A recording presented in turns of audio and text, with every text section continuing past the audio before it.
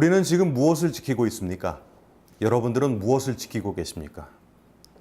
누구든지 그의 말씀을 지키는 자는 하나님의 사랑이 참으로 그 속에 온전하게 되었나니 이로써 우리가 그의 안에 있는 줄 아노라. 그의 안에 산다고 하는 자는 그가 행하시는 대로 행할지니라. 요한일서 2장 5절부터 6절의 말씀입니다. 외적인 형식과 관습 그리고 기득권을 지키며 살았던 유대 종교의 지도자들에게 스데반 집사의 설교 마지막 내용은 다음과 같습니다. 사도행전 7장 53절입니다. 너희는 천사가 전한 율법을 받고도 지키지 아니하였도다.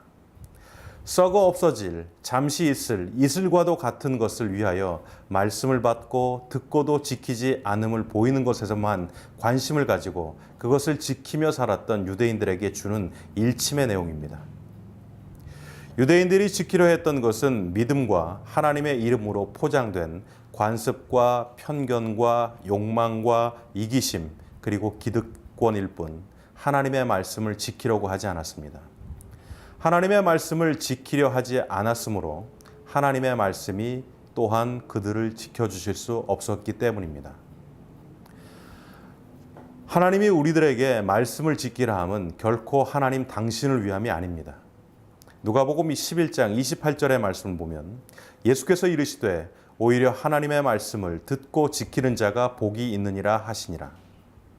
나 한 사람이 하나님의 말씀을 지키지 않는다고 해서 그것을 우리들의 삶 가운데 적용하지 않는다고 해서 하나님에게 아무 영향을 미치지 않습니다.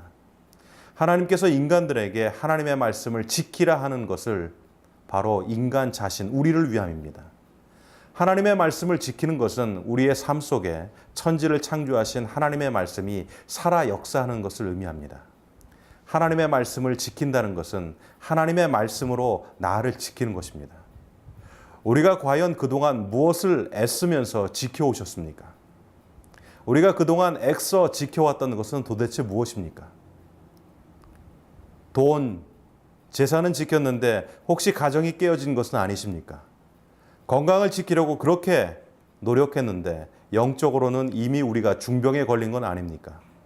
주일은 지켰는데 교회 밖 세상 삶 속에서 하나님의 말씀을 잃어버리고 살고 있는 건 아니십니까?